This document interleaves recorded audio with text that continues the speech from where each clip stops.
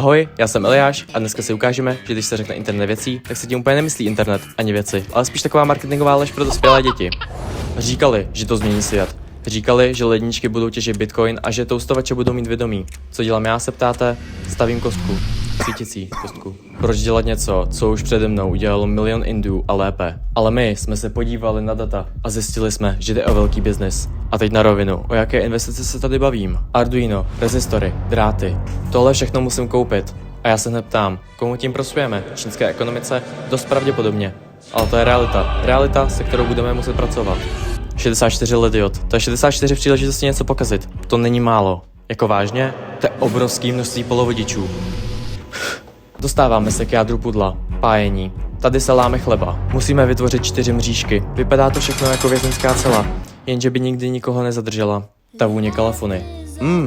To je vůně vítězství. Nebo taky poškození mozkových buněk. Ale nevím, nejsem doktor. Jsem vizionář. Zapojení. Prostě to propojíte a funguje to. Ne, to je přesně to, co chtějí média, abyste si mysleli. Kód? Přece jste si nemysleli, že jsem to psal sám od nuly.